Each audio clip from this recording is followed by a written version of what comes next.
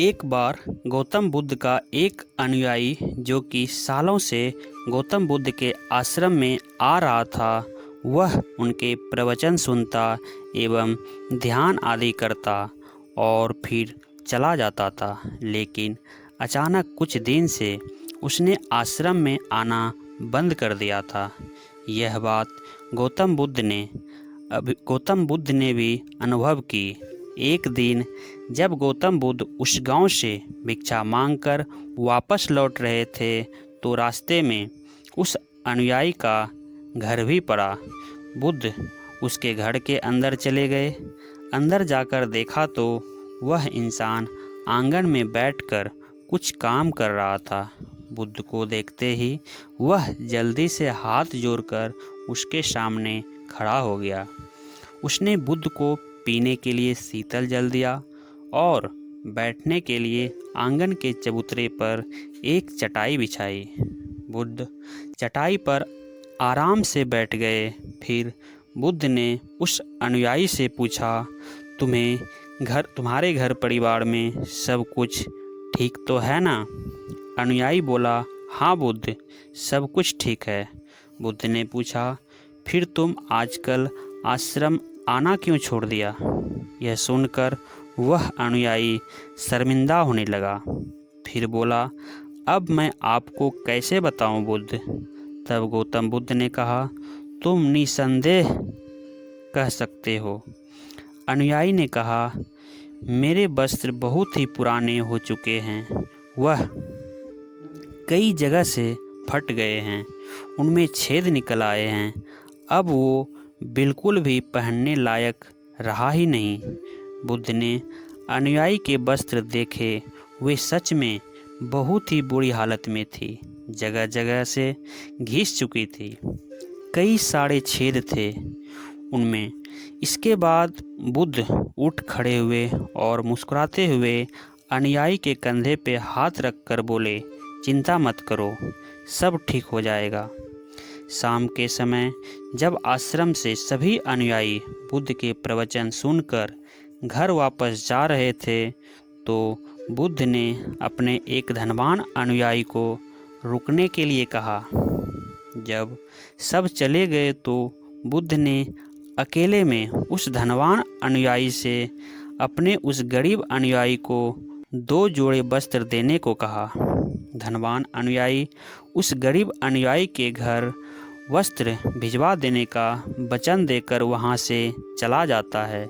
अगले दिन सुबह वह अमीर अनुयायी उस गरीब अनुयायी के परिवार के हर एक सदस्य के लिए 2-2 जोड़ी वस्त्र एक पोटली में बंधवाकर अपने नौकर के हाथ भिजवा देता है, जिसे देखकर उस गरीब अनुयायी का पूरा परिवार बहुत ही खुश होता है।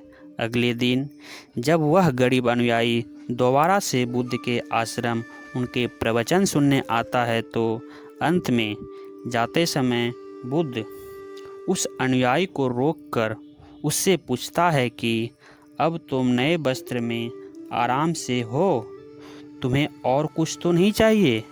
अनुयायी ने कहा, पहले तो आपका बहुत बहुत आभार बनते, मैं इन कपड़ों में बिल्कुल आराम से हूँ और मुझे अब कुछ नहीं चाहिए। बुद्ध ने आगे पूछा, अब जब तुम्हें नए वस्त्र प्राप्त हो चुके हैं, तो तुम अपने पुराने वस्त्र का क्या किया?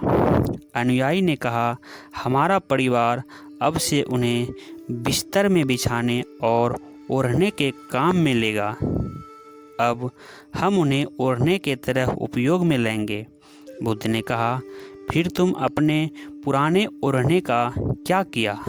अनुयायी ने कहा, बुद्ध, मैंने उसे घर के खिड़कियों में पर्दे की तरह लगा दिया है। बुद्ध ने कहा, तो क्या तुमने अपने पुराने पर्दे फेंक दिए?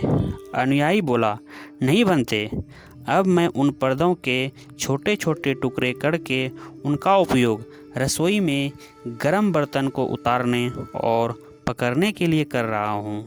बुद्ध ने पूछा, तो फिर तुम पुराने रसोई के कपड़े का क्या किया?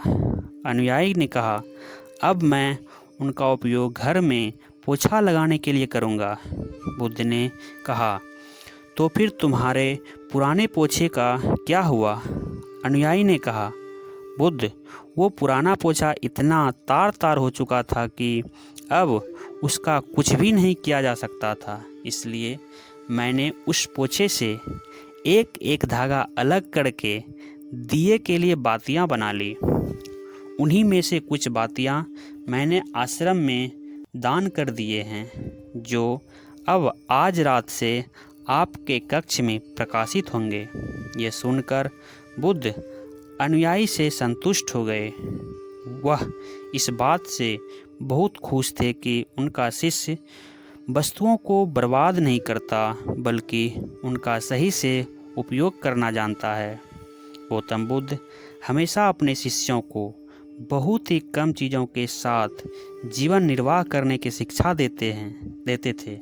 साथ ही उनका ये भी मानना था कि यदि हमारे पास कुछ भी हमारी ज़रूरत से अधिक है तो हमें उसे दूसरे ज़रूरतमंद लोगों को दे देना चाहिए। काश हमारी आज की जनरेशन भी बुद्ध का ये संदेश समझ पाए। आज लगभग हर इंसान अपनी ज़रूरत की चीज़ें खरीद रहा है, केवल लोगों के देखा देखी में और दूसरों को शौक करने के चक्कर में। आजकल पुरानी चीज़ों को रीयूज करना तो दूर की बात है, हम लाई हुई नई चीज़ों को ही पूरी तरीके से यूज नहीं कर पाते। इसका एक कारण यह भी है कि आज की इस मॉडर्न दुनिया में हर रोज़ नई चीज़ें इन्वेंट हो रही है, जिससे बहुत ही जल्द चीज़ों का फैशन ख़त्म हो जाता है और दूसरी नई प्रकार की वस्तु चलन में आ जाती है। आजकल जब हम कोई फ़ोन या इलेक्ट्रॉनिक सामान लेते हैं तो उनमें कितने तरह के फंक्शन की जांच करते हैं, लेकिन एक सर्वे के अनुसार एक इंसान अपने फ़ोन के 80% फीचर्स कभी यूज ही नहीं करता या फिर बहुत कम बार उसे यूज करता है। यानी कि अगर वह फीचर ना भी होते तब भी वह उस इंसान का काम रुकने वाला नहीं था। लेकिन समझदारी से यूज करने की सबसे ज़्यादा ज़रूरत हमारे प्राकृतिक संसाधनों जैसे पेट्रोलियम, प्राकृतिक गैस और कुछ बहुत ही महत्वपूर्ण चीज़ें जैसे पानी और बिजली को भी। आज जब प्राकृतिक संसाधन दिन प्रतिदिन खत्म होते जा रही है तो ऐसे में हमें भी पूरा प्रयास करना चाहिए कि चीज़ें कम से कम बर्बाद करें और अपने छोटे छोटे प्रयत्नों से इस पृथ्वी को सुरक्षित बना कर रखें। तो दोस्तों, आज की यह कहानी अगर आपको पसंद आया हो तो कमेंट बॉक्स में अपनी राय ज़रूर दें और इसके साथ ही इस कहानी को अपने दोस्तों के साथ शेयर ज़रूर करें।